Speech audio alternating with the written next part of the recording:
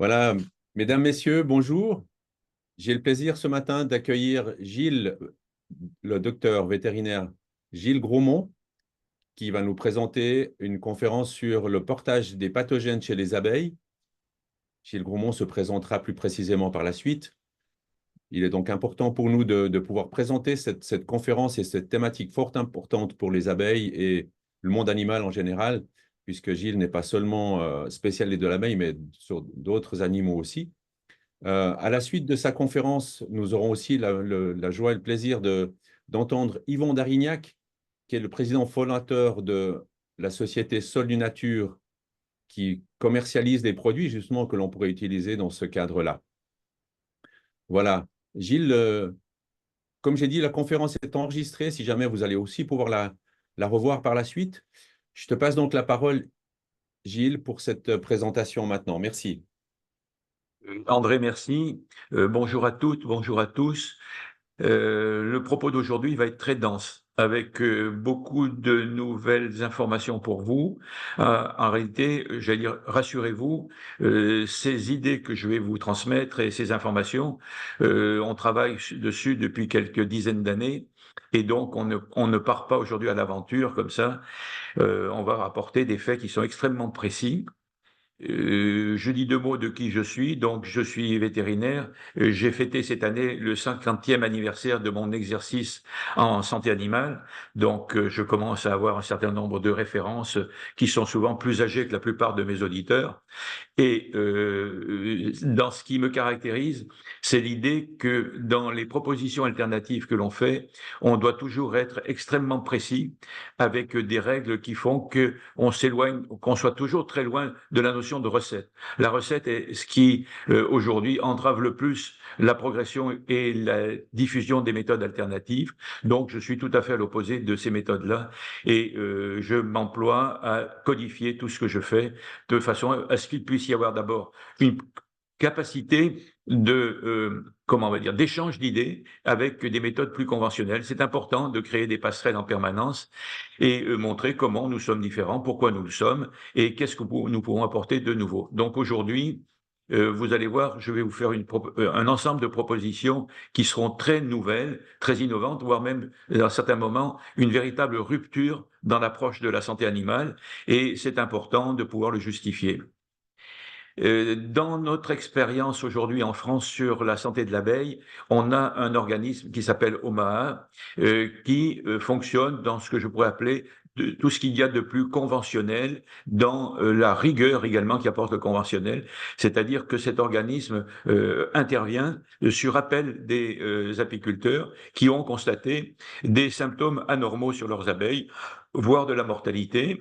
Ils interviennent avec des spécialistes qui sont soit des vétos, soit des techniciens sanitaires apicoles, qui vont faire un état des lieux et puis peut-être demander une infirmation ou une confirmation par le laboratoire. Mais on travaille bien sur le symptôme qui est le point de repère sur lequel la démarche va se mettre en route, et puis sur, j'allais dire, un travail plutôt sur des cadavres plutôt que sur des abeilles vivantes. Et vous allez voir que nous sommes tout à fait à l'opposé de cette démarche-là.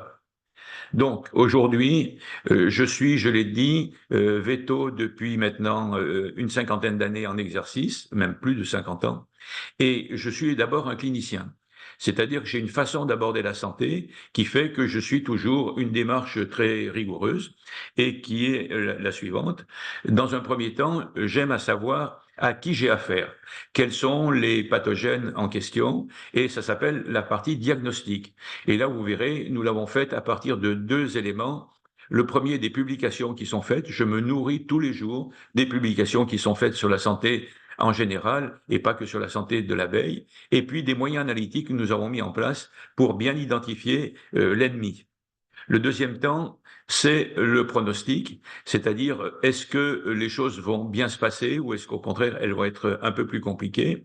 Et donc on a mis en place un outil analytique qui nous permette de faire ça. Et vous allez voir que aujourd'hui la donnée d'information qu'on a à travers cet outil analytique est une donnée qui est énorme et qui aujourd'hui nous permet d'avoir une certaine légitimité. Et enfin le troisième point qui est comment alors. Si j'étais en conventionnel, je dirais traitement. Mais en réalité, je préfère le mot prise en charge que l'on a montré pour montrer que là, on a à ce niveau-là des moyens de revenir à un état stable de bonne santé sans utiliser forcément un médicament. C'est là un peu là aussi une différence par rapport à l'approche classique. Alors, on va donc notre démarche là que je présente, j'en suis un peu fier, mais on a eu un sommet d'or en 2023 qui récompense la qualité de nos travaux. C'est un jury de professionnels qui nous a attribué cette récompense-là. Alors, je le disais, comment on aborde classiquement un problème de santé? C'est toujours la notion de symptôme. Pour nous, le symptôme est une signification très tardive de la maladie. C'est vraiment un stade très avancé et c'est pas du tout là-dessus que l'on va vous allez voir, se baser. On fait des hypothèses en relation avec ces symptômes, on confirme et chose qui est fondamentale aussi à retenir, le pronostic, c'est-à-dire faire une évaluation de l'avenir, c'est toujours simultané du diagnostic. Ça se suit. Et vous allez voir qu'on va faire maintenant des projections qui seront tout à fait différées. Et puis, on va utiliser classiquement un médicament. Si dans le cadre de notre pathologie de l'abeille, il faudrait utiliser un antivarrois, un antinosema, un anti-champignon. Donc, on va montrer que dans notre démarche, on est tout à fait différent et qu'on a en particulier défini la notion de portage de pathogènes, c'est-à-dire la présence de pathogènes sans symptômes associés. Le symptôme n'est pas le point de repère pour aborder la maladie. D'où l'idée qu'il fallait mettre en place un outil analytique pour pouvoir bien quand même se faire une idée de la présence des pathogènes. Et, chose différente, nous avons remplacé la notion de pronostic par la notion d'évaluation du risque, qui est une évaluation qui se fait dans un temps long, qui peut être de 1 à 5 mois à peu près. Au-delà de 5 mois, on est incapable d'être précis, mais on est extrêmement précis. Et dernier point et dernière différence fondamentale, au lieu de se servir de médicaments anti, on va simplement aller vers une régulation du système immunitaire avec ce qu'on appelle des aliments complémentaires. J'insiste sur les mots, je suis vraiment des fois un pinailleur sur le mot. Je vois partout la notion de stimulation du système immunitaire. C'est une aberration de passer de ce truc-là. Le système immunitaire ne pense qu'à une chose, c'est se mettre en route et fonctionner. Et en particulier au niveau de l'immunité innée, je vais vous montrer que c'est un déclenchement qui est spontané, qui est très fort, mais qui a un peu des ratés, ce qu'on appelle des effets délétères, et qu'il faut, pour l'aider, simplement le réguler, faire en sorte qu'il soit tout simplement efficace sans être contre-performant. Voilà, cette notion fondamentale qui vous pose un peu le problème, dans quel cadre nous allons travailler, et on va aborder tout de suite. Si peut-être un clin d'œil là que je vous montre ici, sur les 3 images qui sont là, en haut à droite, c'est l'image d'un couvain irrégulier et qui est un symptôme. Ça veut dire que là, on a une maladie qui est réellement installée. En dessous, vous avez ce que l'on constate aujourd'hui très souvent, encore quelque chose de plus tardif, c'est une image à 3 niveaux. Le niveau supérieur, vous avez les réserves de miel qui sont en train d'être désoperculées parce que je l'ai pris au début du pillage. En dessous, on a l'étage du pollen stocké, c'est-à-dire du pain d'abeille, qui est abondant et qui montre que la colonie avait une très forte activité à l'automne. Et le dernier étage en dessous, des cellules totalement vides, il n'y a plus aucune abeille, elles ont déserté. C'est très souvent ce que l'on constate. Tout ça, ce sont des symptômes tardifs. Et un petit clin d'œil à côté, à gauche, des abeilles en pleine forme qui occupent la planche d'envol, mais qui sont peut-être porteuses de pathogènes. Hein. C'est là le point. Aujourd'hui, on s'adresse à ces abeilles de l'image de gauche qui sont en pleine forme, et en particulier en cette saison, au mois de septembre, on a toujours c'est l'expression des apiculteurs, et on a des caisses qui sont pleines, avec des abeilles qui sont merveilleuses, et pourtant, on sait que fatalement, dans les 3 mois qui viennent, il y en aura 30% qui vont mourir. C'est ça un peu l'histoire, hein. Et on va reconstituer des nouvelles colonies au printemps. C'est un peu le mythe de Sisyphe, notre histoire de l'apiculture aujourd'hui. Hein. Ça meurt, on reconstitue, ça remeurt, ainsi de suite. Et c'est ça qui, aujourd'hui, doit être arrêté parce que c'est totalement aberrant. Donc, je viens à nos 3 étapes. L'étape diagnostique, avec un premier temps les hypothèses que nous avons pu faire à partir des publications, et puis un deuxième temps les moyens analytiques que nous avons mis en place. Alors, dans les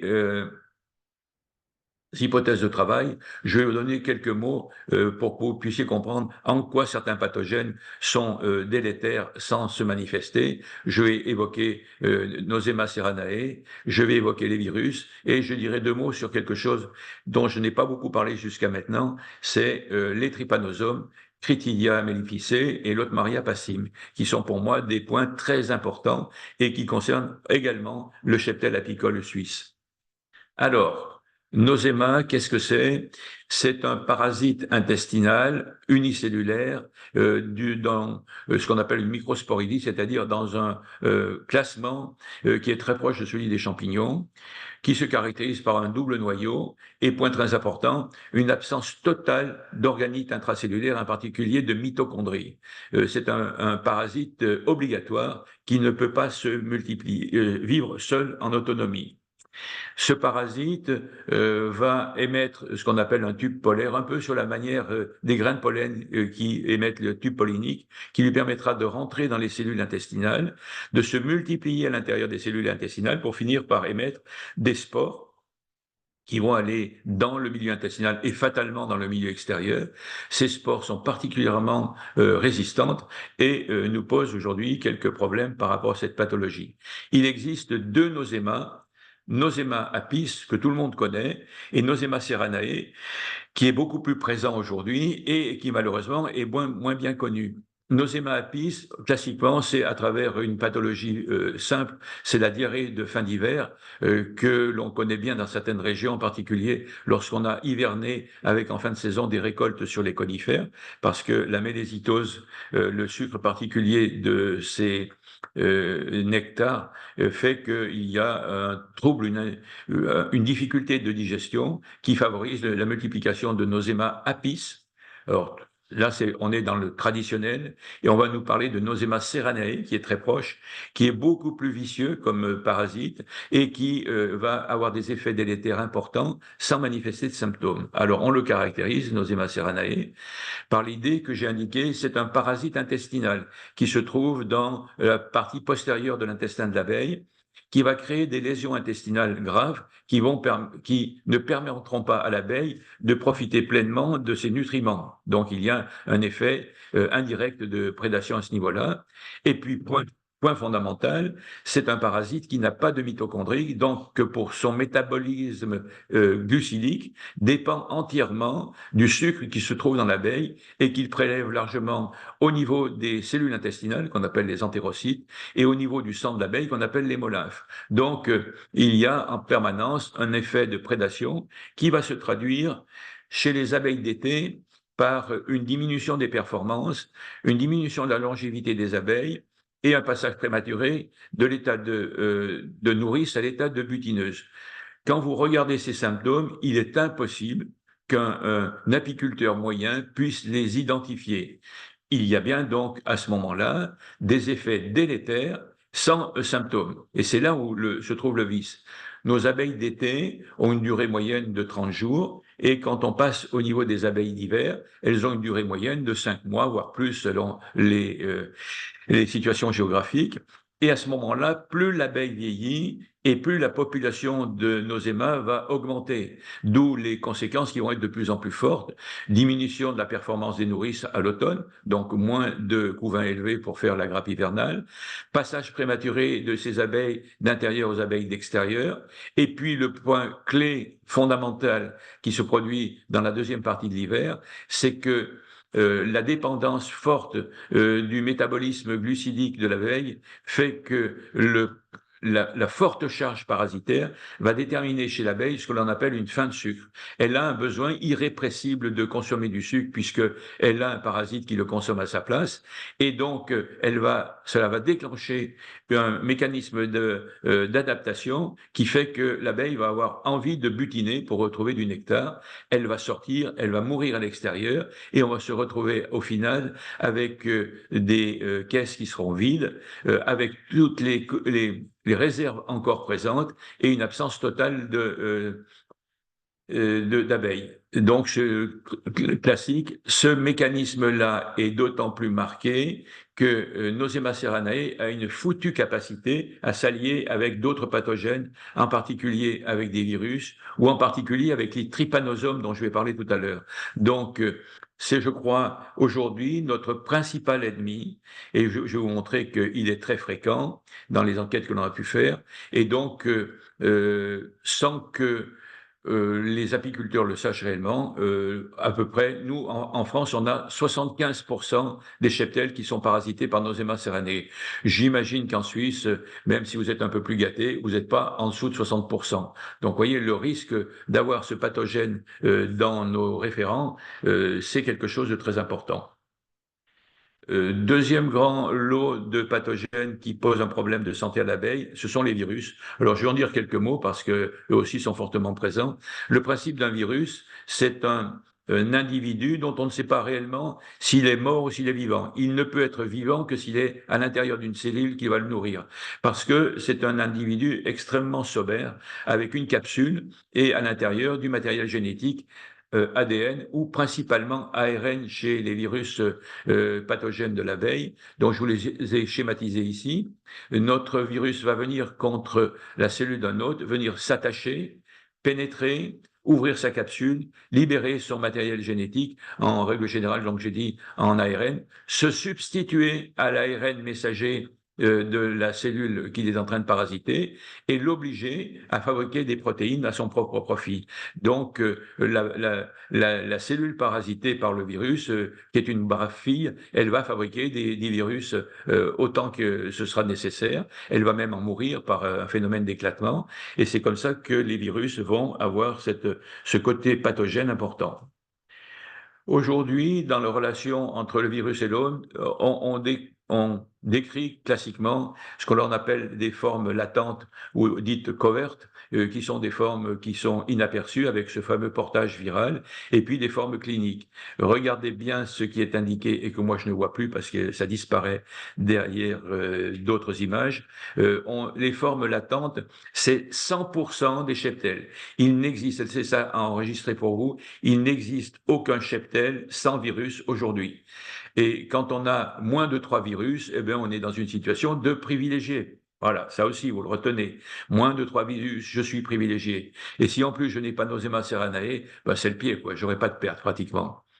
Et les formes cliniques qui sont dues au virus, comme par exemple le couvain saxiforme, ça ne représente que 2% de l'effectif. Vous voyez, 100% de l'effectif avec des porteurs de virus, et seulement 2% vont l'exprimer. Alors, ces virus, comment sont-ils transmis?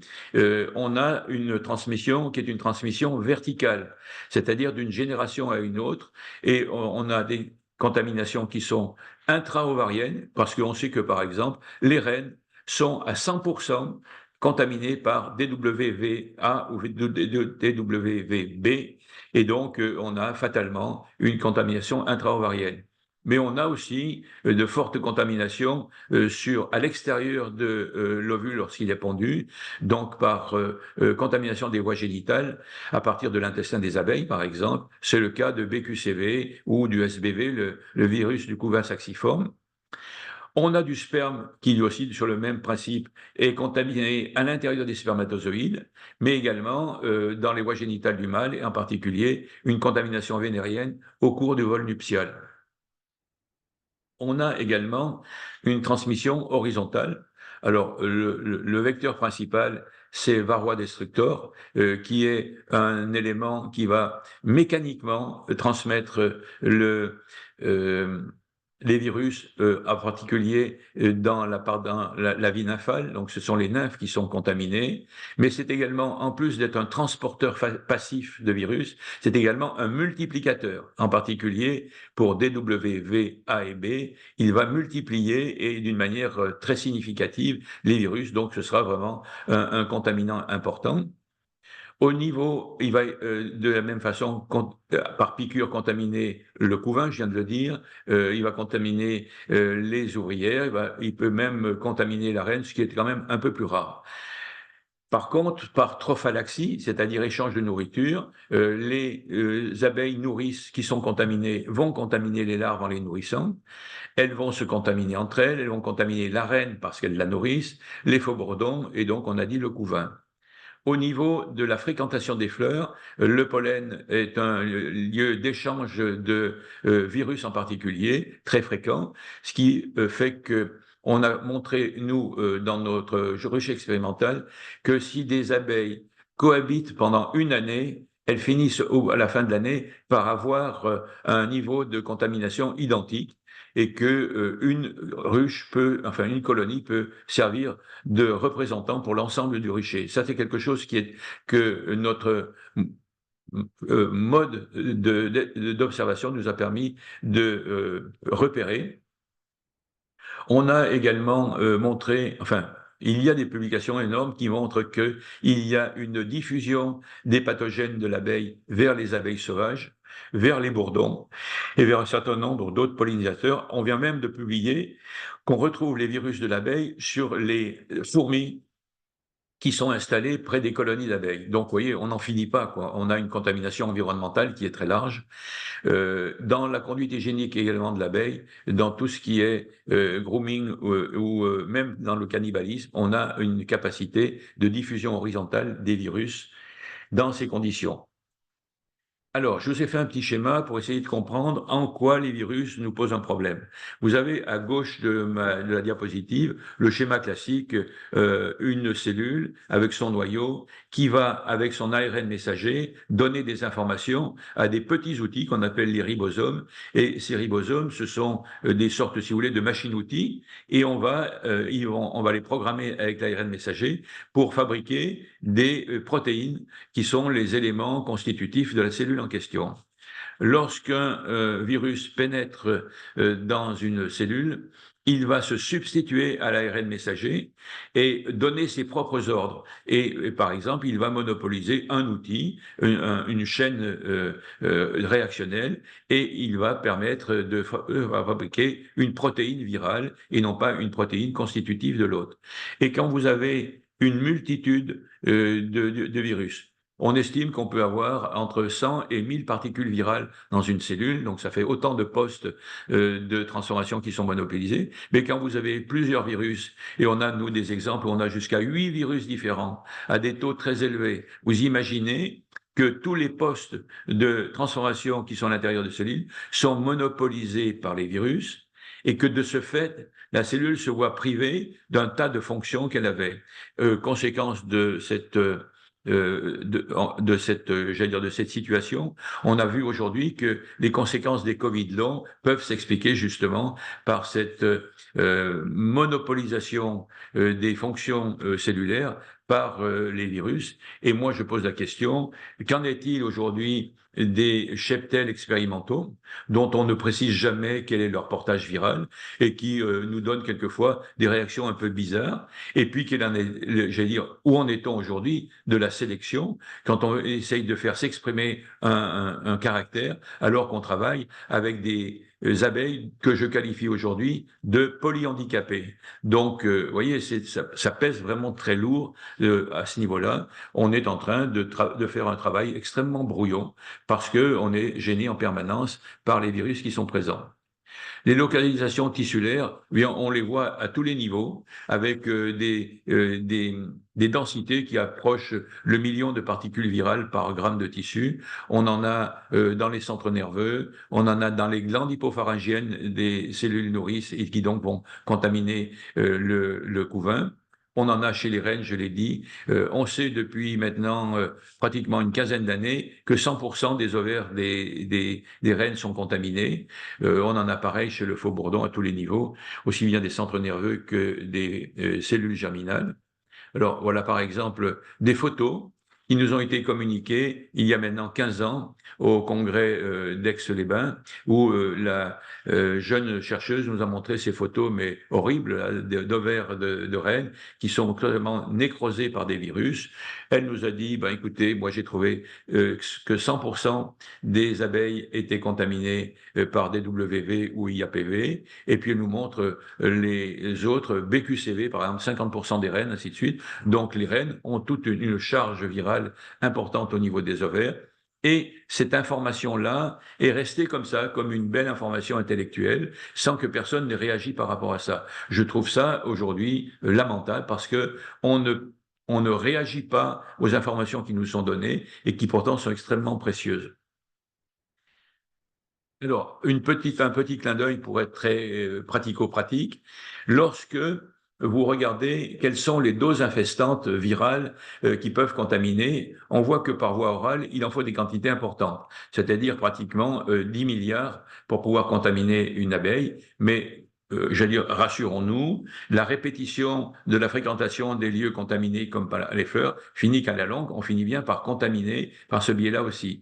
Mais par contre, ce que l'on appelle la voie parentérale, c'est-à-dire injecter directement dans le corps de l'abeille, il me suffit de 100 unités virales. Donc c'est vraiment très peu. Et il est une situation qui est une situation catastrophique lorsque on retire brutalement, par exemple, 2 ou 3 hausses sur une colonie d'abeilles. On va compresser son volume d'habitation de plus de 50%. On a une colonie qui est forte, dont on réduit le volume, et les abeilles vont avoir des difficultés, au lieu de se croiser d'une manière simple dans une ruelle de la ruche, elles vont être en superposition de 3 ou 4 épaisseurs d'abeilles, et elles vont se frotter les unes contre les autres, provoquer des érosions de la cuticule, casser les poils qui se trouvent là, et de cette façon-là, on va avoir une flambée virale qui va se caractériser par un déclin progressif de la colonie, qui était une colonie forte, et on constate effectivement que dans un certain nombre de cas, il y a un déclin qui peut aller jusqu'à la mort de la colonie après qu'on ait retiré les hausses. Ça, c'est très fréquent. La recommandation, quelle est-elle? Eh bien, c'est de penser toujours qu'il faut immédiatement, après ce retrait, cette disparition du volume important d'habitation, de remettre une hausse vide, de façon à ce qu'il n'y ait pas cette j'allais dire cette surpopulation brutale. Et puis, moi, je propose également d'avoir le réflexe d'administrer ce dont on va parler, le cocktail le complément alimentaire Bifoul Plus, qui a une action très spécifique sur les pathologies virales, puisqu'il permet de contrôler l'immunité innée par rapport aux pathologies virales. Donc, vous voyez, quelquefois, on a des gestes qui sont extrêmement maladroits et qui expliquent très bien les observations qu'on peut faire à ce niveau-là. Alors, on a donc toujours dans notre partie diagnostic mis au point des moyens analytiques, et nous avons choisi, nous, la QPCR pour approcher. Donc, la PCR, c'est ce moyen qui permet de détecter le matériel génétique des pathogènes, ADN ou ARN, et QPCR, c'est une adaptation avec une technique particulière que je vais développer qui nous permet de quantifier ces pathogènes. Voilà, nous travaillons avec une société qui s'appelle Adénucléis, qui est d'ailleurs un camarade de promotion, qui est un ancien professeur de l'école vétérinaire de Lyon, qui a mis aujourd'hui au point un certain nombre de kits analytiques et un robot, là, que vous voyez, qui permet de faire ces analyses en moins de 3 heures. Et nous avons ensemble défini un kit. Qu'est-ce qu'on veut aujourd'hui? On l'a vu, remodifié, il évolue en permanence. Dans la première version que j'ai dû vous donner, c'était pas tout à fait les mêmes pathogènes. Aujourd'hui, on l'a limité à 13 qui soient effectivement efficaces. Donc, simultanément, on va rechercher 13 pathogènes. Nosema serranae, dont j'ai parlé tout à l'heure, la bactérie de la loque américaine. On a enlevé la loque européenne, dont on estime que c'est pas une maladie fondamentale, et que même en intervenant tardivement, c'est-à-dire en présence de symptômes, on peut toujours la récupérer, tout simplement avec une modification de l'alimentation. On a introduit 9 virus. ABPV, le virus de la paralysie aiguë, BQCV, celui des cellules royales noires, CBPV, la paralysie chronique, les DWV, et nous, comme on a continué, c'est le A, et DWVB qu'on a, nous, toujours indiqué comme VDV1, c'est les deux virus liés à varroa, le virus Cachemire, le virus SBV, celui du couvain saxiforme, et le SBPV, celui de la paralysie lente. On a rajouté, là, depuis début septembre, celui de la paralysie aiguë, le virus israélien, IAPV, et surtout, maintenant, systématiquement, les deux trypanosomes, Critidia mellificée et Lotmaria passim, qui, moi, font partie, et je vous expliquerai pourquoi tout à l'heure, de ce que l'on doit voir impérativement et sur lequel, aujourd'hui, on a de nouvelles informations à proposer. Donc, à partir de ce kit-là, on va travailler. Et je fais un petit clin d'œil parce que je pense qu'aujourd'hui, à part une équipe en Italie qui me paraît performante, je pense qu'on est au niveau mondial une des meilleures équipes au niveau analytique, parce qu'on est donc avec un nombre très large de pathogènes approchés. En moyenne, les équipes aujourd'hui font 5 ou 6 pathogènes. Là, on a vraiment très élargi notre éventail. On travaille par ce qu'on appelle la méthode Tachman, qui est une méthode qui est la méthode la plus fiable en PCR, parce que sur nos sondes et nos amorces, on a ce qu'on appelle un fluorophore, c'est-à-dire une petite addition qui est faite, qui s'allume chaque fois qu'on a détecté le pathogène en question. Et ce dispositif-là permet deux choses, d'être une deuxième validation de la méthode, et deux, permet de quantifier, parce qu'on va mesurer le flux lumineux, et c'est à partir de là qu'on va pouvoir dire qu'il y a tant de pathogènes présents. On a un contrôle positif, un contrôle négatif. Il faut s'assurer qu'on ne donne pas des faux positifs en termes de résultats. On est sur 3 heures d'analyse et aujourd'hui, je pense qu'on a un prix. Si je me reviens au niveau de ce qui est pratiqué, quand on était au Covid en humain, on était sur 30 € pour une PCR Covid. Aujourd'hui, on est à 90 € TTC pour 13 cibles. Donc, je pense qu'on a fait un effort parce que cette partie analytique est indispensable dans notre démarche. Donc, on a essayé de travailler au mieux dans cette partie-là. Comment ça se réalise? Vous avez là le prélèvement d'abord. On prélève les abeilles en mettant ce qui est mis à disposition des apiculteurs, un flacon qui va être renversé sur le trou du plateau couvre-cadre et dans lequel les abeilles vont monter. On a un bouchon et le bouchon est muni d'un scotch double face, si vous voulez, pas d'un scotch, d'un adhésif double face qui permet de fixer dessus un fragment de sucre parce que le sucre est très important. C'est un anti-stress pour le transport des abeilles et on travaille, je le répète, sur des abeilles vivantes. On verra tout à l'heure en fin d'émission comment on va s'expliquer sur ce sujet-là. Le prélèvement est envoyé au laboratoire avec le bon de commande et surtout, j'insiste beaucoup, sur une fiche de commémoratif. On a remanié notre fiche de commémoratif. Aujourd'hui, on a suffisamment de place pour que l'apiculteur s'exprime. Vous verrez pourquoi. Parce que à partir de des informations qu'il nous donne, on se met en adéquation, nous, dans nos commentaires, avec ce qu'il a sur le terrain.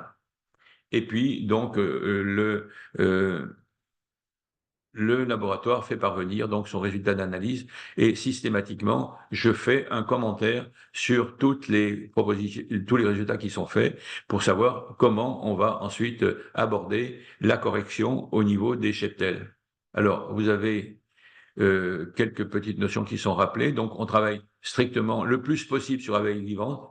On fait un prélèvement initial qui est indispensable. Il faut faire un bilan de la situation et en particulier, par exemple, première information, est-ce qu'on a ou est-ce qu'on n'a pas Nosema ceranae? On sait que si on l'a, on va avoir quand même quelques difficultés. On doit savoir si on a un virus ou si on en a 8 ou 9. On veut savoir à quel niveau ils sont.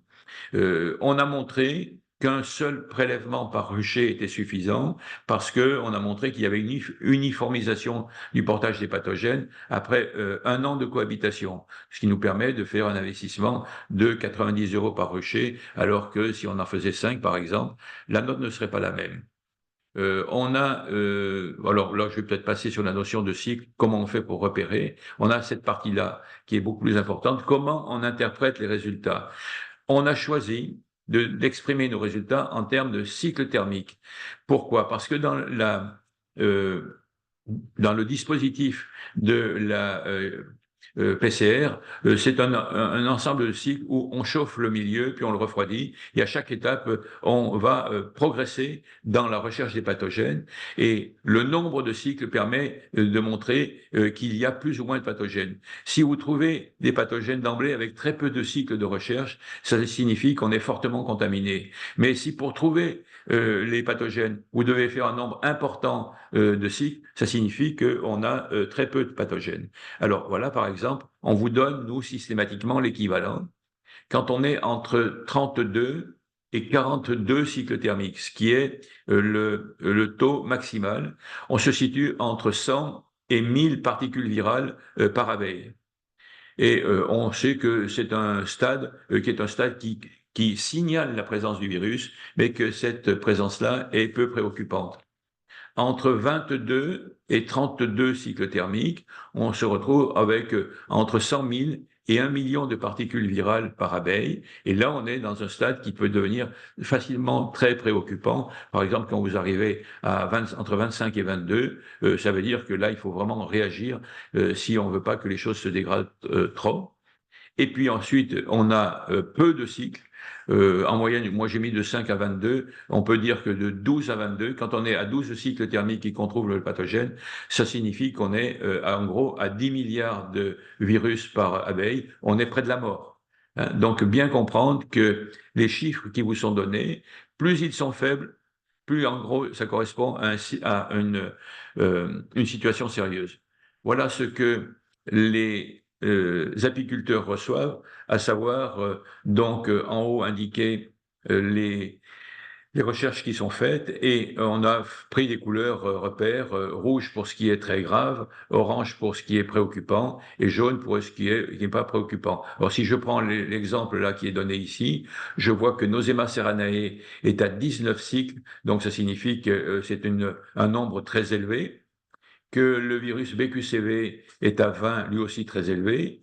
Par contre, j'ai deux autres virus, le virus de la paralysie chronique et le virus des aides déformées, sont à plus de 30 cycles, donc peu préoccupants. Et enfin, on en a un, le DWB, qui est à 15 cycles. Là, vous voyez, c'est un taux qui peut indiquer qu'on n'est pas loin de basculer vers un effondrement de la colonie. Donc, le commentaire qui est fait, qui est dessous, qui est un commentaire que j'ai fait en disant aux gens, écoutez, c'est vraiment grave ce qui vous arrive, avec un petit commentaire complémentaire qui est de dire, on a un virus lié à Varroa destructor, c'est le dernier, la DWB, qui est à un taux très élevé. Et on leur dit, attention, veillez bien à ce que vous ayez un traitement anti-Varroa efficace. Vous voyez, c'est une information supplémentaire. Et puis, on va leur donner quelles sont les conditions à suivre. Je vais vous les préciser tout à l'heure, quel protocole on va appliquer pour essayer de se sortir. Là, on est dans une très mauvaise passe. Hein. Vous avez 3 pathogènes à un niveau rouge, donc très préoccupant. Cette colonie-là et le rucher qui est là peut s'attendre, s'il ne fait rien, à une mortalité de 70% pour l'hiver qui vient. Vous voyez, donc c'est extrêmement précis. On peut tirer plein d'informations de l'analyse initiale. Ça veut dire aussi qu'en ayant Nosema serranae à ce taux élevé, on va l'avoir encore pendant quelques années et qu'il va falloir faire des protocoles très sévères pour le ramener à des taux beaucoup plus faibles. Donc, qu'est-ce que nous avons aujourd'hui grâce aux analyses qui sont faites? Quels sont les acquis? Au niveau du rucher expérimental, ça surprend beaucoup les gens qui sont habitués au niveau expérimental à avoir un lot témoin, un lot traité, une durée d'observation limitée, au maximum 3 semaines, avec un résultat précis qu'on va rechercher. Ici, on a suivi un modèle tout à fait différent, inspiré par mes pratiques cliniques, c'est-à-dire on veut savoir d'un patient dans quelles circonstances il a été malade et quelle va être son évolution après notre intervention. D'où l'idée de surveiller pendant les 3 ans qui viennent de s'écouler, même ça, on entre dans la 4e année, un rucher expérimental limité en nombre. On était entre 15 et 17 colonies, mais on les a observées au quotidien en répétant des analyses sur ces colonies. de façon à avoir quelque chose de très important qui n'est pas possible de voir dans le mode classique d'expérimentation, celui que j'ai évoqué, que je qualifie, moi, d'arrêt sur image, alors que ça, c'est un film que l'on a fait, qui se déroule dans le temps avec des séquences successives. On a pu montrer la cinétique d'apparition des effondrements. Dans quelles circonstances une colonie peut perdre de la vitesse et s'effondrer. Et puis comment elle retourne dans un état d'équilibre de bonne santé quand on intervient. Voilà, il y a toute une cinétique que l'on peut enregistrer que par une observation continue.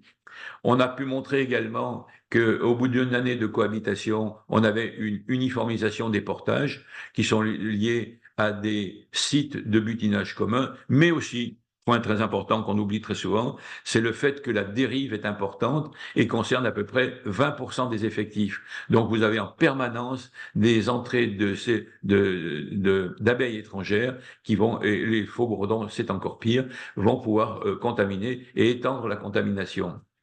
On a montré que on a des pathogènes qui sont plus ou moins délétères. C'est le fait de les voir dans le temps.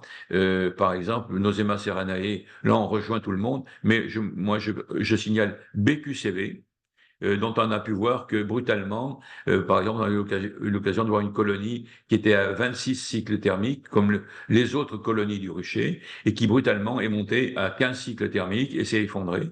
Donc la colonie a disparu, et on a pu mettre ça sur le compte d'un stress qu'elle avait subi 2 mois avant, puisque dans une tourmente, elle avait été projetée, le toit avait été enlevé, les abeilles éparpillées. Donc ce stress-là, elle a réussi à le contenir pendant un certain temps, puis elle a fini par s'effondrer, et c'est BQCV qui a été à l'origine de son effondrement. On a pu voir qu'on avait aussi, puisqu'on fait 3 fois par an des analyses en QPCR sur le site, c'est qu'il y a des contaminations qui varient en fonction de la saison. D'une manière générale, on peut considérer que on est au plus bas de la contamination au début du printemps et que cette contamination va en s'amplifiant et que en cette saison, la fin de l'été, on est à la contamination maximale. C'est dommage parce que on va s'acheminer vers la période hivernale qui est plus compliquée. L'autre également constat que l'on a fait, on a une décontamination qui n'est jamais définitive puisqu'il y a des apports faits par exemple par les abeilles sauvages. Donc c'est à revoir chaque année. J'allais dire mauvaise nouvelle.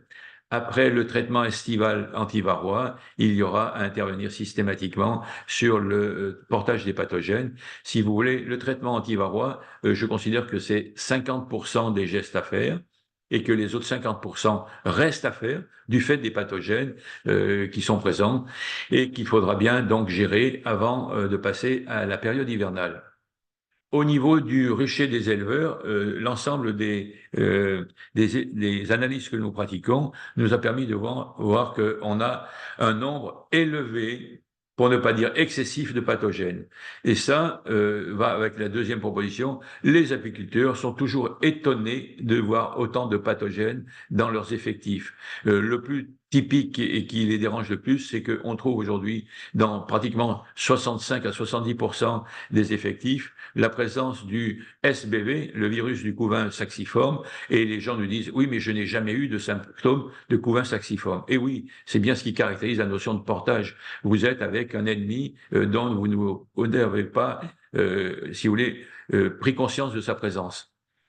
On a également quelque chose, et là on ne peut pas leur en vouloir aux apiculteurs, l'idée que les méthodes alternatives de soins, ils les méconnaissent totalement. Ça veut dire que même si je suis déjà à la retraite avancée, j'ai un bel avenir pour pouvoir diffuser toutes ces méthodes-là. Hein, il y a vraiment une urgence à les faire connaître.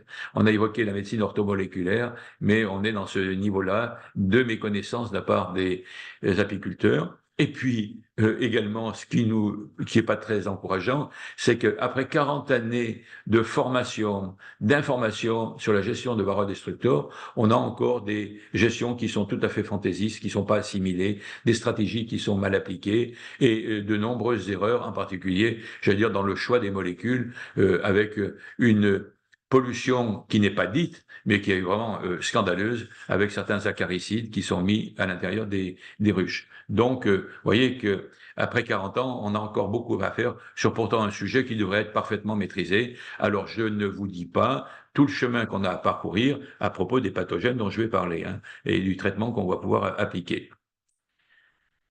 Alors, l'ensemble des analyses que l'on fait aujourd'hui font qu'on a un capital de connaissances qui est un peu inédit et dont je vais parler. Dans notre rucher expérimental, on a une carte d'identité qui le caractérise et qui nous permet de dire aujourd'hui, eh bien, on a Nosema ceranae. Je dis pour la carte d'identité 2021-2022, parce que pour le congrès qui est à venir, je vais probablement pouvoir montrer des résultats de 2024 qui montrent qu'on a eu une évolution des pathogènes sur le rucher. Donc, Nosema ceranae, 66%. Et puis, on voit que on tape très fort sur BQCV. 100% des colonies sont contaminées, qu'on a du couvain saxiforme en grande quantité. Donc, on est quand même avec une fréquence qui est importante. Si je compare avec tous les prélèvements que l'on reçoit, et qui viennent, qui nous ont permis là je donne une statistique qui porte sur plus de 150 analyses, on voit que chez les apiculteurs français, on a Nosema ceranae présent dans 75% des effectifs. Donc pratiquement, vous avez 3 chances sur 4 aujourd'hui d'avoir Nosema ceranae. On voit qu'on a aussi BQCV à un très haut niveau, SBV à un très haut niveau, donc on est assez gâté.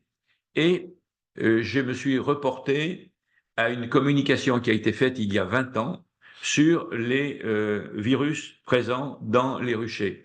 Alors à ce moment-là, on ne connaissait pas Nosema ceranae. Connaissance il y a une quinzaine d'années, donc ça ne figure pas, ça n'a pas été exploré, mais il y a eu une exploration sur les virus en particulier. Et là, qu'est-ce que l'on voit? Eh bien que par exemple, pour le premier d'entre eux, BQCV, on était à 35% des effectifs qui étaient contaminés en 2004. Aujourd'hui, on est à 88%. Si je fais la même chose pour CBPV, la maladie noire, 5% des effectifs en 2004, 38% aujourd'hui. C'est la même chose pour SBV, par exemple. Qu'est-ce que l'on constate?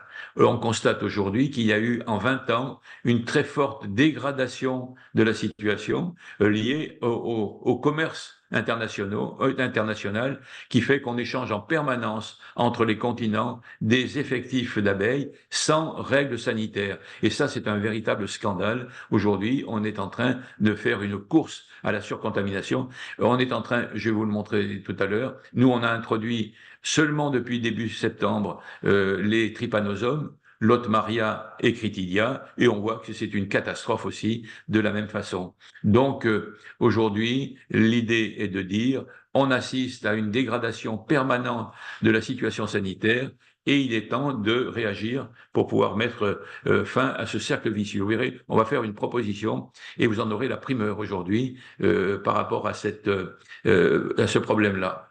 Donc, je vais parler des trypanosomes, qui sont donc Lotmaria passim, Critidia mellificée, qui sont des êtres unicellulaires, parasites de l'intestin, qui ont cette gueule pas très agréable, là, vous voyez, avec un fort flagelle, et qui vont, aujourd'hui, je me suis amusé à faire le tour des publications.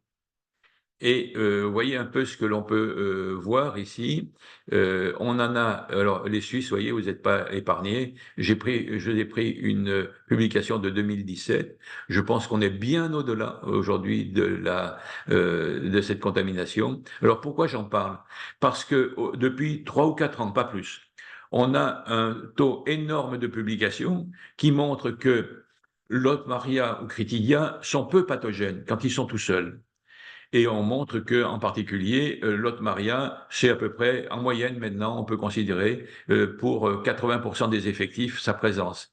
Mais lorsqu'il s'associe à Nosema ceranae, deuxième parasite intestinal, ça devient une catastrophe. Il y a une vraie pathologie qui a été démontré, qui se manifeste par un effondrement des gènes de l'immunité, en particulier la production des peptides antimicrobiens, par un effondrement de la production de la vitellogénine, c'est-à-dire un raccourcissement de la durée de vie. Donc tout un tas d'effets qui font que l'association des deux est redoutable. Alors, qu'est-ce qu'on voit? Eh bien que, par exemple, en Serbie, qui est j'allais dire, un pays très apicole, on a une contamination qui est importante.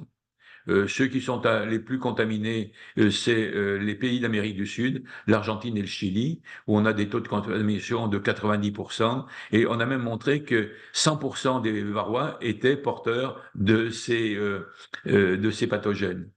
Voilà, la Slovénie, par exemple, ce sont des pays de référence qui nous entourent. J'aime beaucoup l'équipe italienne, qui pour moi est au niveau mondial l'équivalent de notre équipe. Ils ont fait un bilan des pathogènes présents. Alors, je ne sais pas s'ils ont fait un bilan par un kit où ils ont simultanément fait l'analyse de présence des pathogènes ou s'ils l'ont fait successivement. En tout cas, ils ont analysé la présence des mêmes pathogènes que ceux qui sont dans notre kit. Voilà, on a vraiment quelque chose de tout à fait homologue, et je trouve qu'ils ont fait, eux, une remarquable prédiction, et en particulier montrer à quel point Lotmaria, par exemple, est présent chez eux, la Pologne également, et bizarrement, la France, pas de publication. Alors nous serions peut-être indemnes. Non, je crois qu'il faut pas. On était en train de prouver depuis seulement début septembre, puisqu'on a mis en route, en reprenant nos prélèvements, on est en train de montrer qu'on a une présence de Lotmaria dans la plupart des effectifs qui posent un problème, où on trouve simultanément Lotmaria et Nosema ceranae, et on voit que ces effectifs-là sont liés à une forte introduction d'essaims ou de rennes. C'est-à-dire que le négoce est le point de départ fondamental du problème de ces effectifs-là. Donc, d'où l'idée de faites attention, et d'où l'idée, vous le verrez tout à l'heure, des propositions que nous sommes en train de faire pour essayer de moraliser un peu ce négoce des essaims et des rennes qui aujourd'hui est extrêmement pénalisant. Et pour vous faire plaisir, j'ai travaillé tard hier, mais je crois que nos amis suisses le valent.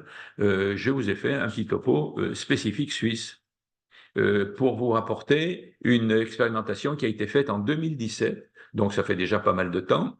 Et simplement, ce que vous voyez en noir sur la carte, qui vous montre les cantons qui ont été concernés, c'est simplement parce qu'ils ont été choisis peut-être par commodité, mais on voit que à la coloration, ils étaient déjà fortement contaminés en Lot-Maria. Je vous ai mis dans la publication les belles photos au microscope électronique que cette équipe a fait à gauche sur Lot-Maria, à droite sur Nosema ceranae. Et ils ont montré qu'ils avaient un taux important, soit de contamination uniparasite, ou des contaminations, j'allais dire, avec les deux parasites présents simultanément, et ce sont celles qui sont les plus redoutables. Donc déjà, en 2017, il y avait eu une alerte chez vous. Alors, je pense que les choses se sont beaucoup aggravées depuis. Rassurez-vous, chez nous aussi, mais personne n'en a parlé. Et je pense que cette publication que j'ai retrouvée, elle n'a pas dû circuler comme ça et faire grand bruit, quoi. Elle est restée ce qu'on pourrait appeler une connaissance académique, mais il n'y a pas eu de leçons tirées par rapport à ça. Je vais vous faire quelque chose qui ne va pas beaucoup vous plaire, mais je suis en train de préparer l'état sanitaire des colonies férales. Et là, c'est un peu la cata, quoi, parce que on voit que elles sont autant contaminées que les colonies domestiques, et que, hormis l'essaimage intensif qui se produit pour les maintenir, elles ont vraiment des difficultés par rapport aux pathogènes présents. Donc, c'est un peu triste par rapport à tous les efforts qu'on peut faire dans ce sens-là, mais le réensauvagement, selon j'allais dire, une volonté darwinienne, ça va être un peu compliqué, hein. Donc là-dessus, mais on peut être vigilant et s'accrocher à la seule voie d'espoir pour ces colonies-là, qui est celui d'un essaimage excessif. J'en ai à peu près fini par la première partie, la partie qui est la partie diagnostic, pour aller voir dans ce qui était autrefois le pronostic et qui pour nous aujourd'hui est une évaluation du risque. Alors, qu'est-ce que on a dans cette partie-là? On a aujourd'hui l'idée que on sait analyser nos résultats sur les virus. On dit Jusqu'à 3 virus présents simultanément, les choses sont assez gentilles et faciles à régler. Entre 3 et 6, là, ça devient très compliqué. Et entre 6 et 10, je vous dis pas, mais là, on se demande comment on va faire pour s'en sortir. Donc, c'est le nombre de virus différents, premier critère. Deuxième critère, la charge virale individuelle. C'est le résultat d'analyse. Ce sont nos fameux cycles thermiques. Donc, je me répète un peu, là, mais je dis de 32 à 42, les virus sont présents, mais c'est pas trop gênant. De 22 à 32, il faut faire attention, ça peut basculer à n'importe quel moment. Et de 12 à 22, là, c'est la cata. À 12, on est mort, quoi. Donc, il y a des indications fortes de données là-dessus. Les plus préoccupants dans ce qu'on a pu noter, nous, c'est bien sûr DWV A et B, parce qu'ils sont liés à la présence de varroa et que varroa les multiplie. BQCV, c'est quelque chose de très nouveau et BQCV, c'est un virus très préoccupant. Et puis SBV, et puis quelquefois ponctuellement. Alors, la fréquence des virus est quand même quelque chose qui est lié un peu à la géographie. Par exemple, IAPV, le virus de la aigu israélien, c'est quelque chose qui est très fréquent aux États-Unis, qu'on connaît nous très peu. On le détecte quelquefois, mais pas souvent. Deuxième point que j'aurais dû passer en premier, c'est Nosema serranae. Donc, j'ai pas corrigé, j'ai pas eu le temps de corriger. Là, j'ai mon ancien, il faut que je me mette à jour. C'est pas dans 45% des prélèvements, c'est aujourd'hui dans 75% des prélèvements, hein, qu'on soit bien d'accord là-dessus. Et puis, la synergie possible de Nosema serranae avec les virus. Là, il y a vraiment une capacité de Nosema serranae à aller chercher des relais pour augmenter son effet pathogène dans les autres pathogènes, virus ou trypanosomes, et dans les pesticides. Hein. Il y a énormément de publications qui montrent que les pesticides qui ont simplement un effet qu'on qualifie de sublétal, vont trouver un plein effet quand ils sont sur des effectifs où on a la présence de Donzema serranae. Et enfin, ce sur quoi j'ai insisté tout à l'heure, qui est la chose nouvelle aujourd'hui qu'on en aborde, c'est la présence des trypanosomes, qui jusqu'à maintenant sont les illustres inconnus de l'apiculture en règle générale, mais qui sont réellement présents et très redoutables quand ils sont associés à Nosema serranae. La localisation, c'est simplement un rappel rapide pour dire on en trouve partout, dans le couvain, dans le tube digestif des animaux, dans les centres nerveux, dans les appareils reproducteurs, d'où toutes les modalités de transmission verticale et horizontale de ces pathogènes, en particulier des virus. Point important, on l'a dit, on joint à notre matériel de prélèvement une feuille de commémoratif et on va voir en quoi c'est important. Parce que on demande aux apiculteurs quel est le niveau de leur mortalité en hiver ou en d'autres cas. On est en train de se rendre compte que les mortalités hivernales, c'est très typiquement Nosema serranae et les virus, et que des mortalités qui apparaissent en fin d'été, par exemple, sont probablement le fait des trypanosomes associés à Nosema serranae. Vous voyez, il y a aujourd'hui, on est capable, maintenant qu'on a introduit et qu'on connaît mieux ces nouveaux pathogènes, capable d'expliquer des mortalités autres que les mortalités hivernales. Les modalités de renouvellement du cheptel. Alors ça, c'est fondamental. Si on est en auto-renouvellement par division ou par production de ses propres reines, on voit que le taux de mortalité est faible. Et par contre, si on a des achats annuels, parce que je vois que on a des gens qui ont une technique en apiculture qui est tout à fait discutable, mais qui achètent des centaines d'essaims chaque année, on voit que la prise de risque est énorme et que là, on introduit à chaque fois qu'on achète des essaims ou des rennes de nouveaux pathogènes. Il faut comprendre que la provenance exogène d'essaims fait qu'on a une addition des pathogènes, il n'y a jamais de soustraction. Donc ça, c'est un point important qu'on doit élucider avec l'apiculteur. Les modalités du traitement antivarrois, on voit qu'effectivement, on en a toujours qui sont avec des dépôts de feuilles d'oseille, par exemple, dans la ruche. Il faut être plus sérieux que ça, en faisant bien sûr le choix d'utiliser des moyens qui ne soient pas des moyens polluants, comme certaines molécules, en particulier comme la mitrase. La nature des complémentations, tout le monde, je suis effaré dans tous les prélèvements que l'on reçoit de voir qu'en moyenne, en apiculture en France, on fait un apport entre 10 et 15 kilos de sucre par colonie et par an. Vous voyez, on est à ce niveau-là d'apport. Alors, je vous dis pas la qualité des sucres, les déséquilibres, la mauvaise qualité des protéines. Je vais essayer de mettre d'ici la fin de l'année sur les réseaux ce que c'est que le pollen et ce que doivent être les substituts de pollen, mais on a aujourd'hui tout et n'importe quoi. Voilà en quoi les apiculteurs peuvent nous accompagner dans la démarche. Alors, je fais un petit rappel quand même important. En 2013 et 2015, il y a une équipe belge qui a fait un travail remarquable et qui a montré que lorsque l'on avait Critidia, donc un trypanosome, avec Nosema ceranae, on avait beaucoup de chances d'avoir une mortalité hivernale. Et je trouve que c'était à cette époque-là vraiment une hypothèse remarquable. Ils ont fait un très beau travail. Ils ont montré également qu'on retrouvait les mêmes pathogènes de l'abeille chez, en particulier, les osmies. Alors, c'est intéressant. Les osmies, ce sont les abeilles rousses qui sont utilisées pour la pollinisation des vergers, et en particulier des vergers de pommiers. Donc, c'est j'allais dire, une pratique qui doit probablement être importante en Belgique. Et donc, ils ont fait ce travail.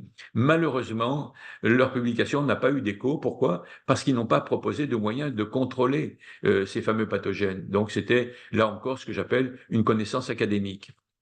L'autre point qui m'intéresse, c'est le travail fait et publié en 2021 par l'AFSA et qui montre que on a des indices statistiques aujourd'hui qui sont intéressants.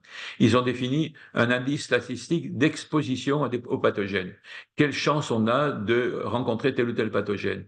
Ça correspond exactement à ce que je vous ai montré dans l'enquête que l'on a fait, nous, sur nos prélèvements, la fréquence en disant, vous avez 4 chances sur 5 d'avoir Nosema ceranae dans votre effectif. On retrouve exactement l'indice statistique proposé par l'AFSA et ils ont défini un indice statistique de risque en disant à un certain niveau de présence, est-ce que c'est grave ou pas grave? Ça correspond exactement au niveau des paliers qu'on vous a indiqués, nous, 32-42, 22-32. On a donc fait, sans le savoir, exactement les deux indices proposés par l'AFSA.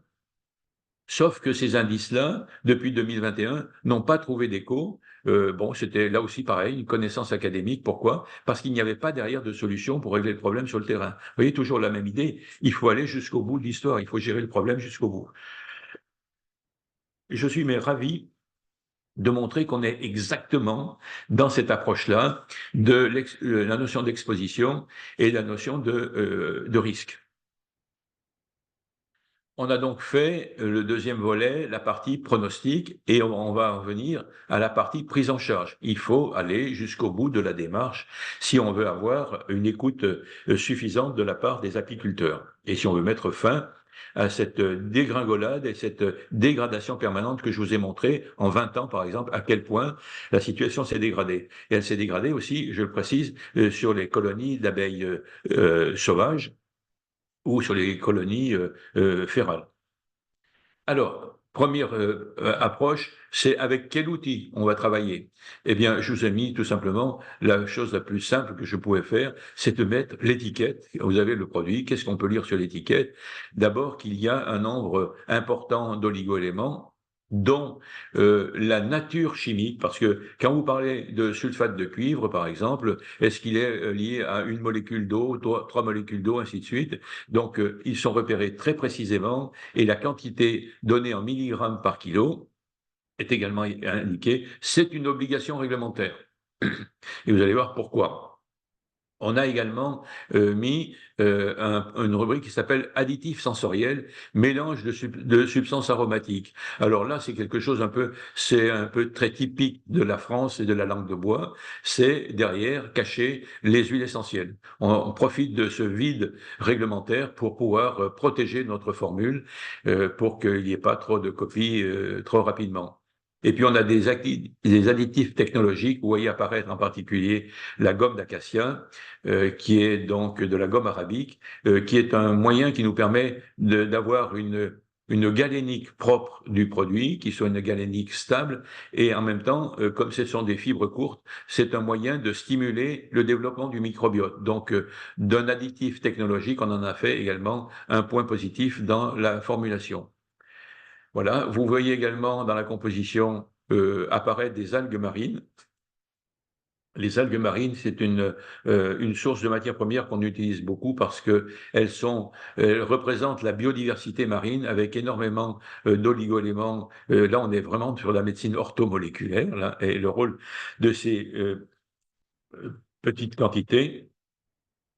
Et on a constaté, nous, que ces algues avaient un effet très positif sur l'assimilation des oligoéléments. L'assimilation est plus importante au niveau de la barrière intestinale et surtout beaucoup plus rapide. Donc, c'est pour cette raison qu'on ajoute un certain nombre d'algues marines dans notre formule. Alors, ce qui compte, c'est de comprendre pourquoi il y a une telle composition, et je vais essayer de vous l'expliquer. D'abord au niveau des oligoéléments, ensuite au niveau des des huiles essentielles présentes. Au niveau des oligoéléments, depuis que je travaille sur le sujet, je m'intéresse beaucoup à l'immunité. Pour moi, c'est un fondamental. Et aujourd'hui, on connaît bien tous les mécanismes de l'immunité chez les mammifères parce qu'on bénéficie des connaissances faites chez l'homme. Et chez les abeilles, on voit qu'il y a une analogie, on voit apparaître plein d'éléments de vocabulaire, mais on est très en retard par rapport aux connaissances faites chez les mammifères. Pourquoi? Parce qu'on arrive mal à définir la chronologie de tel ou tel événement, son importance, ses conséquences. On voit qu'on a des mesures qui sont ponctuelles, qui sont intéressantes. Et ce qui m'a intéressé en développant ces deux comparaisons, c'est qu'il y a un point commun qui sont l'immunité individuelle de l'abeille, qui est en réalité l'immunité innée, et celle des mammifères, sur un poste particulier qui s'appelle l'immunité cellulaire. Pourquoi je m'intéresse beaucoup à ça? Parce que dans l'immunité innée, on a les mécanismes de défense qui sont les plus anciens, ceux qui sont les plus vieux et qui ont été sollicités le plus de fois et qui ont montré un certain nombre d'avantages et d'efficacité. Et quand je prends par exemple chez les mammifères, on voit qu'il y a une immunité innée, cellulaire et puis humorale par le système du complément, qui est complétée par une immunité adaptative, c'est la production des anticorps. Et c'est, j'allais dire, un péché d'orgueil que l'on a tous, c'est-à-dire qu'on s'intéresse beaucoup plus à l'immunité adaptative, parce que d'un point de vue intellectuel, elle est beaucoup plus intéressante à expliquer. Il y a des mécanismes qu'on a bien su décortiquer, et que, en plus, d'un point de vue économique, elle est plus intéressante parce qu'on va produire des vaccins. Et on a un peu laissé tomber l'immunité innée. Moi, je suis très fier de travailler uniquement là-dessus et prioritairement là-dessus, où parler du peu de mes relations, je retrouve Hoffman, le prix Nobel de médecine 2015, je crois, en France, qui a travaillé sur l'immunité innée et qui dit c'est le point de départ de tout, c'est sur l'immunité innée qu'il faut se centrer.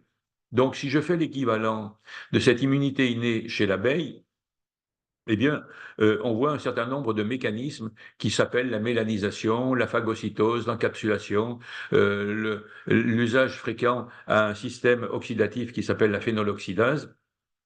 Je vois que je suis sur des vocabulaires qui se correspondent. Aujourd'hui, on aime beaucoup communiquer sur l'immunité sociale de l'abeille parce qu'effectivement, c'est très singulier et intellectuellement, c'est brillant. Mais n'oubliez jamais cette partie-là. Et quand j'approche de plus près, je me rends compte que je vois, que ce soit dans l'immunité de barrière ou l'immunité cellulaire, apparaître des termes qui se répètent. ROS, c'est-à-dire ce que l'on appelle les réactifs oxygène species.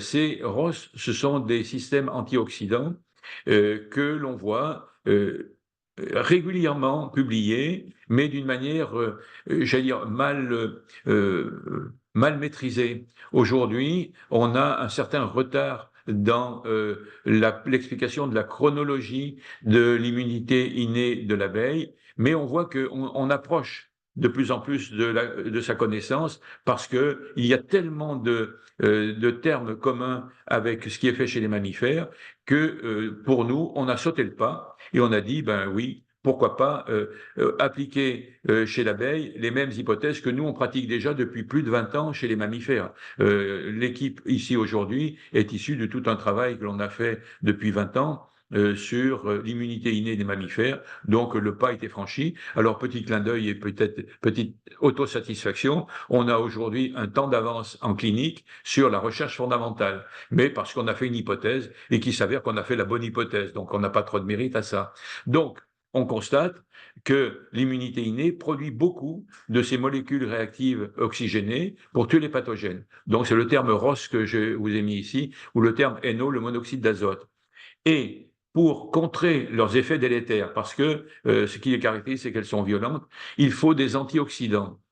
Or, ces antioxydants ont deux sources. Soit ils sont tout prêts, et on les trouve dans les grains de pollen, c'est des polyphénols comme la quercétine ou le camphérol ou d'autres de ce type-là. Soit ce sont des systèmes enzymatiques qui existent chez l'abeille, qui sont oligodépendants. Ce sont les sodes, la glutathion peroxydase, les catalases, qui toutes dépendent de 5 oligoéléments fondamentaux, qui sont le zinc, le cuivre, le manganèse, le sélénium et le fer.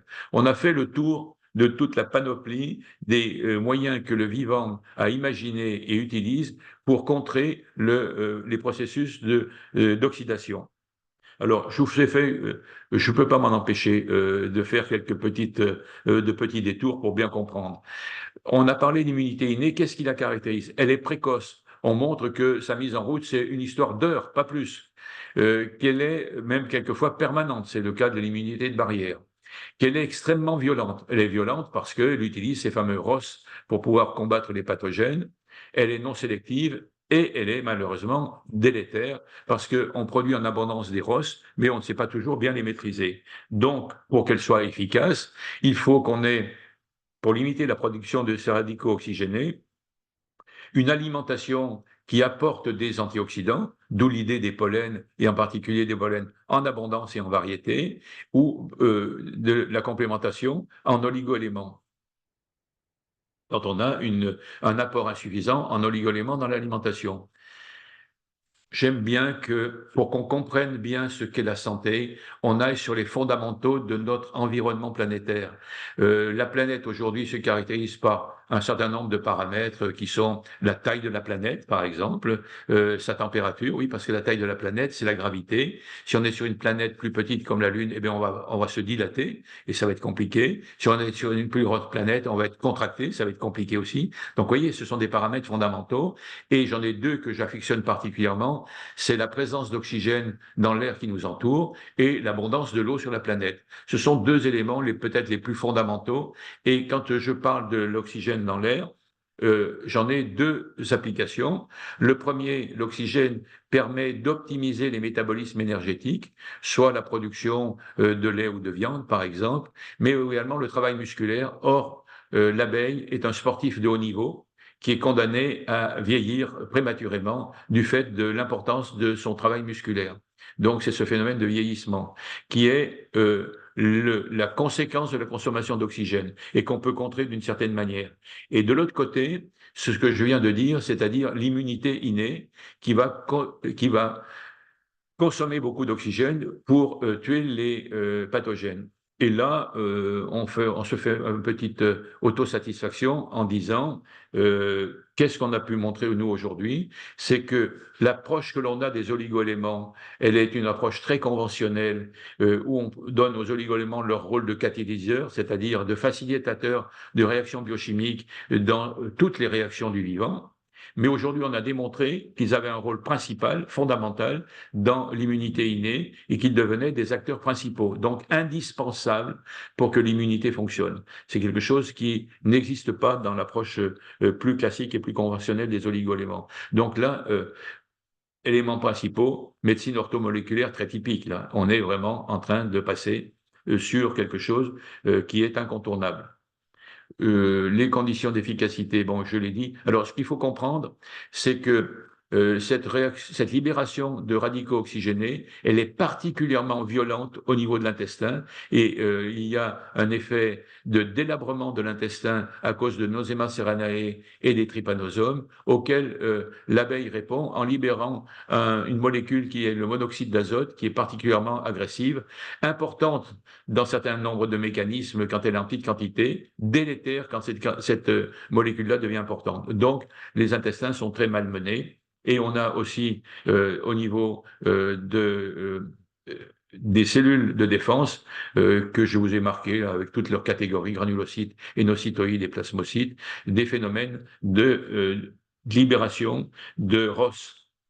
Donc là, vous vous rappelez que si on n'a pas suffisamment d'oligoéléments dans l'alimentation de l'abeille, c'est-à-dire assez de pollen variés, eh bien, on va être obligé de faire une complémentation. C'est ce qui est fait dans le produit dont je vous ai montré l'étiquette initialement. Alors, pour aller dans ce sens-là, là encore, on a eu l'occasion de faire quelque chose qui, aujourd'hui, à mon avis, mérite d'être rapporté. On s'est servi des oligoéléments qu'on apporte comme de traceurs et on a montré avec un appareil assez sophistiqué, c'est une torche à plasma avec un spectre de masse, montrer que une colonie sauvage, vous le voyez dans mon tableau central, qui fréquente les mêmes aires de butinage qu'une colonie B, qui est une colonie domestique. On a eu cette chance-là d'avoir une colonie férale à 300 mètres d'un des ruchers. Eh bien, on voit que leur composition en oligoéléments est strictement identique. Mais vraiment, c'est un copier-coller sur les oligoéléments fondamentaux. Même alimentation, même composition des abeilles. Et on a pris une colonie numéro 23 issue de B. Par division, on a fait un essaim. Et cet essaim, on l'a complémenté en oligoéléments dans la partie où on l'a alimenté pour le développer. Et on voit que les nouvelles générations d'abeilles qu'on a fabriquées ont un taux d'oligoéléments bien supérieur à celle de la colonie mère. Donc, on a montré, et c'est la première fois que c'est validé, que la technique qui consiste à apporter des petites quantités de sirop, de stimulation, le fameux sirop 50-50, additionné d'oligoéléments, additionné d'huile essentielle, va essentiellement être distribué au profit du couvain et en même temps, puisque c'est la même nourriture, de la reine. Donc, on avait une pratique empirique qui était pratiquée sans qu'on se pose de questions. Alors, on donnait des fois des explications en disant ça donne un côté euphorique pour la reine et elle se met à pondre. Peut-être, oui, mais là, faudrait un peu l'interroger sur ces états d'âme. On a surtout, nous, pu vérifier que c'était bien l'élevage qui recevait, qui bénéficiait de ces apports-là. Donc, ça nous a permis de valider notre technique de distribution de notre aliment complémentaire et de ceux qui sont pratiqués. Ici, je vous ramène un tableau qui dit très souvent, on a une approche très grossière des phénomènes. Et quand on rentre dans le détail, on voit que c'est pas du tout la même chose. Je vous ai mis l'exemple de deux arbustes de printemps qui sont réputés comme étant les premiers aliments apportés aux colonies. Vous avez le saule-marceau et le noisetier. Et quand je regarde leur composition en oligoéléments, eh bien, je me rends compte que le saule-marceau, c'est quand même quelque chose qui est, hormis le manganèse, mais chaque fois avec une qualité bien supérieure en oligoéléments par rapport au noisetier. Je trouve que le noisetier, oui, c'est quelque chose qui est intéressant, mais c'est pas fondamental. Dans les zones où on a des sols marceaux, je peux vous garantir qu'on a des colonies qui sont absolument superbes. C'est vraiment une chance extraordinaire. Et j'insiste pour dire, planter des sols marceaux chaque fois que c'est possible. Et deuxième point, si je vais la ligne au-dessus, le maïs, on voit que le maïs, son pollen est extrêmement pauvre en oligoéléments. Et quand certains écrivent en disant oui, les abeilles consomment du pollen de maïs, oui, mais il faut vraiment qu'elles aient rien d'autre à manger. Hein. C'est vraiment la chose la plus pauvre qu'on puisse leur proposer en termes d'oligoéléments. Et j'allais dire, si en plus ce sont des graines enrobées, bonjour les dégâts, puisqu'elles auront droit moins maintenant, mais elles ont eu droit à un moment à des néonicotinoïdes en plus de la pauvreté initiale de la plante. Peut-être, Gilles, pour précision, est-ce que tu arrives bientôt à la fin de ton exposé? Vous êtes déjà fatigué, moi pas. Je Non, me non, non, non, non, dépêche. non. Pas du tout fatigué, très intéressé surtout. Écoute, ah oui, on a encore 10 minutes, quoi. Voilà, Euh, je te Là, laisse. ici, C'est simplement pour vous rappeler qu'il y a eu des publications à propos de l'usage des huiles essentielles. Aujourd'hui, je pense que on a montré que les huiles essentielles avaient un effet de stimulation des peptides antimicrobiens et puis de stimulation de la production de vitellogénine. Donc, d'où l'idée d'avoir mis nos huiles essentielles là-dedans. Je vous rappelle, je vais aller un peu plus vite, que les étapes indispensables, c'est bien l'analyse et les commémoratifs, et que là, on ne peut pas déroger, il faut vraiment pas en passer par là si on veut être cohérent dans notre intervention. Le protocole, alors ça c'est important à retenir, c'est toujours du produit, l'aliment complémentaire distribué, 12 millilitres par litre de sirop 50-50. On en distribue un quart de litre de cette solution toutes les 48 heures. Et ce qui va différencier un protocole d'un autre, c'est le nombre de passages qui varie entre 4 et 8 passages. Et les gens qui disent on va d'emblée faire le protocole, parce que c'est vrai que le produit a un coût de revient très bas. On va dire moins de 2,50 € par ruche et par an. On va être, j'allais dire, dans une démarche qui est purement empirique, parce que imaginons qu'on ait peu de pathogènes et que 3 passages suffit. Le fait, si on a 400 ruches, de passer 3 fois ou 6 fois, c'est vraiment un temps différent de consacré là. Et je crois que on est très largement récompensé d'avoir fait l'analyse initiale pour savoir à quel niveau, quel nombre de passages il faut se soumettre. La différence entre un médicament et l'aliment complémentaire qu'on propose, je vais aller moi surtout sur un point particulier. L'aliment complémentaire est avec des composés naturels sans limite maximale de résidus. Tous les composants sont inscrits au niveau de la pharmacopée européenne, et il n'y a donc pas de résidus là-dessus. En tout cas, de résidus qui soient admissibles. Ils sont en très petite quantité et ce sont des résidus qui sont naturels. Alors, quelles sont les indications? C'est ce qui vous intéresse. La première indication du protocole proposé, analyse plus distribution de l'aliment complémentaire, c'est la réduction de la mortalité hivernale. Cette mortalité chez nous en France est de 30%, j'imagine à peu près du même niveau chez vous. Il est inadmissible qu'on soit toujours à ce niveau-là et que chaque année, on ait à reconstruire des essaims. Donc, qu'est-ce qu'on propose? C'est de faire une analyse le plus tôt possible en fin d'été ou en début d'automne, et de pratiquer systématiquement l'application du protocole pour la construction de la grappe hivernale. Il est préférable d'avoir des abeilles avec, j'allais dire, on arrive à éliminer des fois définitivement les virus, mais au moins faire baisser d'une manière drastique le niveau de Nosema ceranae, de façon à ne pas avoir cette mauvaise surprise des caisses qui sont vides au printemps.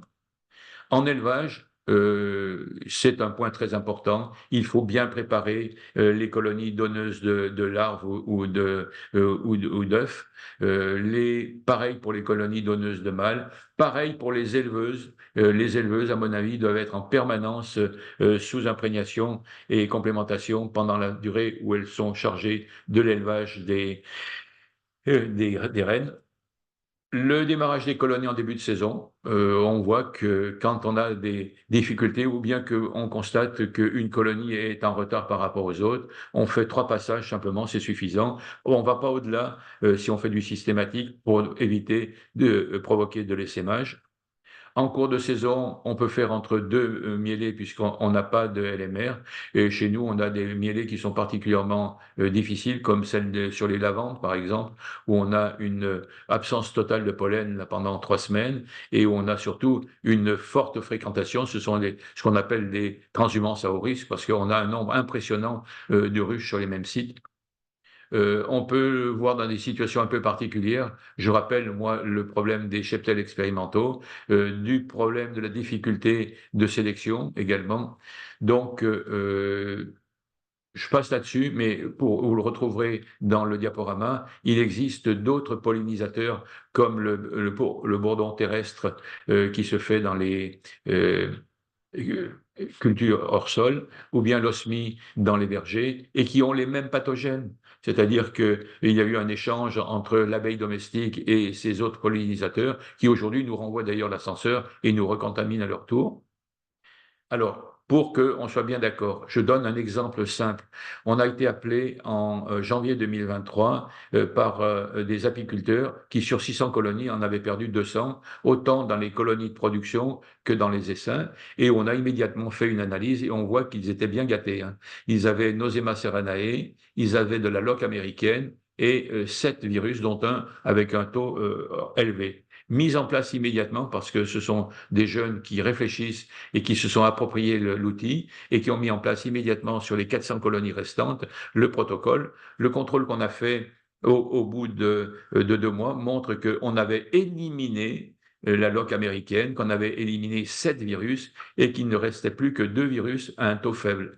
Et on a vu que dans leur année qui a suivi, avec les 400 colonies qu'ils avaient contrôlées, ils ont fait plus de miel qu'avec les 600 colonies de l'année précédente. Ce qui montre qu'effectivement, on a quelquefois du mal à comprendre pourquoi on a une production insuffisante. C'est tout simplement la pression faite par les pathogènes, sans expression, sauf pour eux, cette fameuse mortalité hivernale. On a constaté que la colonie qu'on avait analysée, qui était dans un état lamentable sur moins de 2 cadres, elle a complètement ressuscité, elle a essaimé, elle a produit du miel. D'un autre côté, ils ont refait leurs 200 colonies qui étaient mortes et le bilan est que en 2023, ils avaient 200 colonies mortes et qu'en 2024, ils ont eu 2 colonies mortes. Vous voyez, c'est vraiment quelque chose d'hyper spectaculaire qu'on a comme résultat systématique chez les apiculteurs professionnels parce qu'ils en règle générale, ils maîtrisent bien les autres facteurs d'affaiblissement, en particulier le traitement antivarrois ou bien quelque chose que je réprouve, mais qui est malheureusement aujourd'hui quelque chose de très pratiqué, c'est-à-dire le renouvellement systématique des rennes chaque année. Alors, la conclusion, et voilà, j'arriverai à peu près à un délai acceptable. Qu'est-ce qu'il faut? C'est tout simplement, dans un premier temps, éviter les pertes qu'on nous promet pour chaque année. 30% de pertes chez nous. Donc, c'est pas très malin de se laisser aller là-dessus. Deux, il faut, pour ceux qui font de la sélection, essayer de sécuriser leur travail. Trois, préserver la durée de vie des rennes. On ne doit pas aujourd'hui aller vers de la reine jetable et renouveler nos rennes chaque année. C'est quelque chose, moi, de mon point de vue éleveur, est inadmissible parce que c'est un mépris du vivant. Encadrer le négoce, freiner la dégradation sanitaire permanente des effectifs, je vous ai montré, puisque on aggrave les choses chaque année. Et ce que l'on est en train de proposer, qui sera quelque chose qui va être proposé au Congrès de Tours, c'est la production de rennes et d'essaims qu'on a qualifiés de LPB, low pathogène B, c'est-à-dire la façon que l'on a de maintenir en permanence un niveau de pathogène acceptable, sans parler d'éradication, puisque c'est une utopie totale, mais être dans un système qui soit sécurisé. Voilà, je vous remercie en répétant simplement ici les deux protagonistes, l'analytique et l'aliment complémentaire. Voilà, je crois que j'ai peut-être abusé ou agacé, mais en tout cas, s'il y a des questions, on peut répondre tout de suite. Et puis, on aura, ou peut-être, vous voulez l'intervention de Yvon tout de suite? Ben, on va passer, on va passer aux questions maintenant. Il y a quelques-unes dans le chat. Et il y a André qui a levé la main. On va lui passer la parole directement. Merci en tout cas. Gilles, rassure-toi, je ne me suis pas endormi. Je suis le contrôleur du chrono, malheureusement, pour toi. Eh oui, tu as la mauvaise place. Bon, magnifique. Je vous félicite pour le travail, vraiment bien. J'avais quelques questions que j'ai notées Oui, avec Dans le chat. le suivi. Je commence par le début, parce que vous avez dit il y a 100% de colonies qui contiennent des virus aujourd'hui. Donc, ça m'a posé la question, est-ce qu'à l'époque c'était différent? Mais après, vous avez, je crois, quand même donné une réponse parce que ça augmente, comme vous avez dit. La oui. charge qui augmente. Pour l'anecdote, la France, jusque dans les années 50, avait une apiculture qui était une apiculture familiale. On avait une ruche au fond du jardin, et puis de cette façon-là, on avait un ou deux virus qui étaient en équilibre avec nos colonies. Et puis depuis 1950, on a un négoce infernal, on a tout échangé, acheté de partout, et donc on a augmenté le nombre des pathogènes. Ce que j'ai bien montré entre l'analyse faite en 2004 et maintenant aujourd'hui en 2024. Ouais, ouais, ouais, merci. Et ce qui m'intéresse, ce serait la référence sur les pathogènes transmis aux fourmis. Si Oui. pouvez donner ça très volontiers. Ben, je ferai passer la publication. Ouais, super. Et j'avais la question aussi, si vous voyez le virus comme agresseur ou bien comme symptôme d'un système qui est hors équilibre.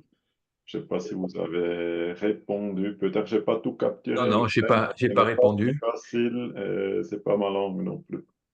D'un point de vue connaissance académique, le virus est nécessaire. Donc, il fait partie de notre équilibre, on est d'accord. Sauf qu'on a tellement mis le bazar avec nos échanges permanents, il est devenu un ennemi. Parce que quand on vivait en équilibre avec 2 virus, c'était parfait. Aujourd'hui, quand on en a 10 et qu'ils sont en très grand nombre, en intensité, ça devient invivable. Il est devenu un pathogène. Ouais, ok, merci. Et si je me rappelle bien, il y a encore une publication qui montrait à l'époque, il y a quelques années, que le DWVB peut protéger du DWVA. Donc, une forte charge du virus P peut protéger du virus A qui est plus mortel. Donc, charge de virus P n'est pas forcément mauvais si je fais un peu la comparaison avec cette étude.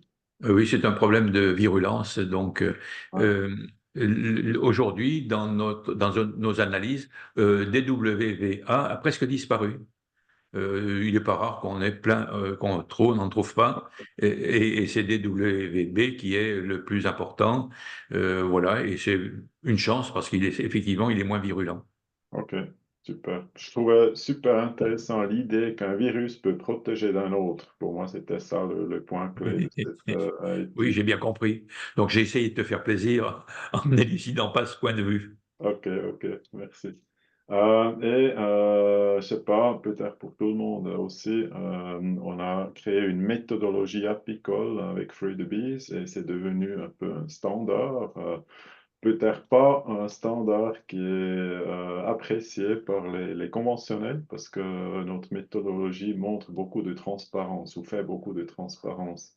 Et cette méthodologie, à mon avis, elle serait très intéressante comme base pour les études. Donc, faire peut-être différentes études sur la méthodologie et regarder aussi la différence des pathogènes.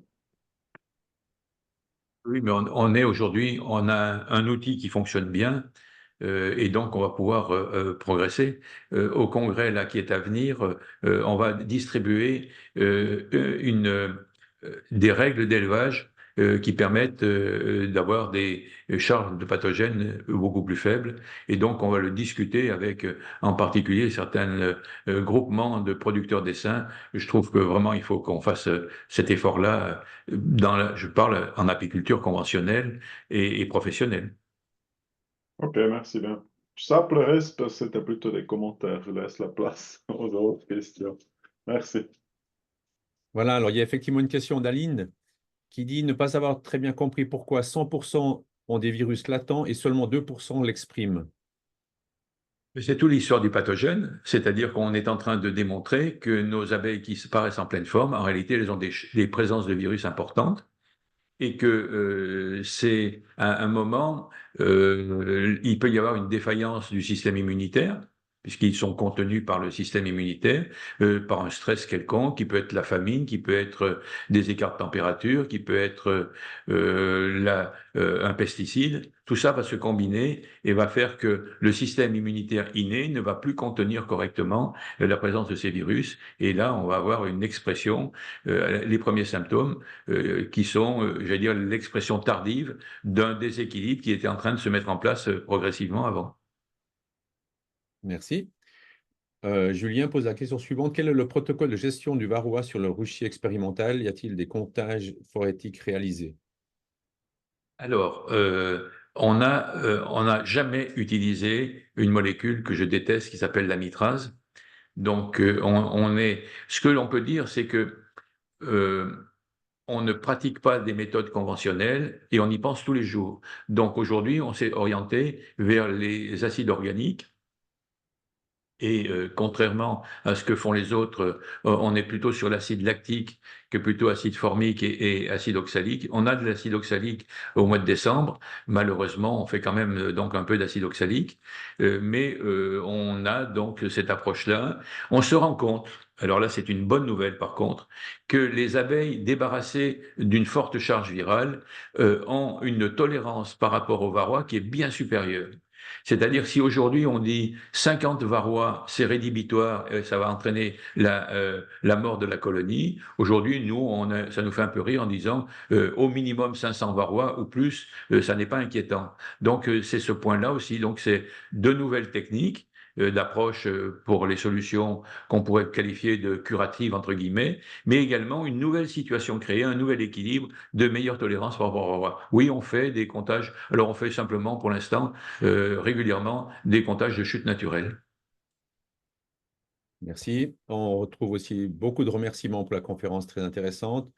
Pour une personne assez complexe aussi, évidemment, ben, le sujet est complexe et l'approche scientifique à apporter n'est pas du niveau de tout le monde peut-être, mais en tout cas, merci. Et ben, sinon, pour le varroa, contre le varroa, je pense qu'on ne va pas parler de cela ici, ce n'est pas le but non plus. Et je pense que nous pouvons maintenant passer la parole à Yvon. Ouais, je décris. Où est-ce que... Attendez, hop, hop, hop.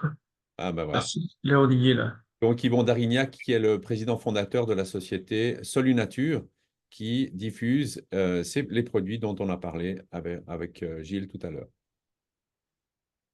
Bonjour à tous. Bien, ben, derrière cette conférence qui effectivement est le plus haut niveau scientifique, nous, on fait une déclinaison beaucoup plus pragmatique et puis logistique de tout ça. L'objectif étant que on puisse donner accès au plus grand nombre d'apiculteurs les produits. Donc la partie analytique avec le kit d'analyse et les produits de la gamme Bifoul. Alors, euh, on a une infrastructure avec un centre logistique qui est basé en dessous de Lyon et le laboratoire d'analyse est aussi à côté de Lyon. Du coup, pour la Suisse, en fait, le premier des objectifs, c'est d'arriver à regrouper un nombre d'échantillons assez important pour organiser un transport dédié. Parce que avec André, on n'a pas pour l'instant trouvé par voie postale ou autre comment faire arriver assez vite les abeilles au laboratoire. Il faut que les abeilles arrivent vivantes au laboratoire pour qu'on puisse faire une analyse correcte. Comme l'a dit Gilles Gromont, le docteur Gromont, il faut que on fasse les analyses sur des abeilles vivantes et pas des abeilles mortes. Parce que quand elles sont mortes, ça peut fausser l'analyse. Alors pour ça, actuellement, le moyen que l'on a, c'est ce qu'on appelle un transport dédié.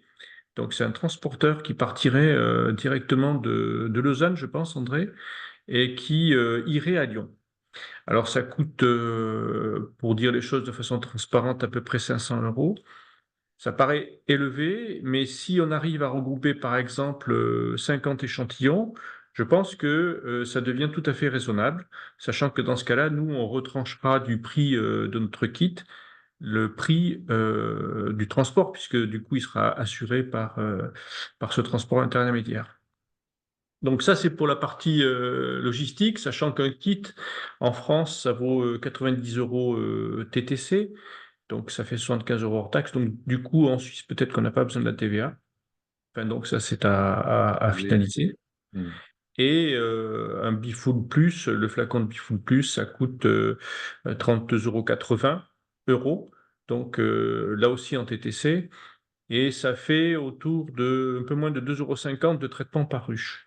Donc on est sur un prix volontairement promotionnel et abordable parce qu'on souhaite qu'un maximum d'apiculteurs aient accès à ces solutions.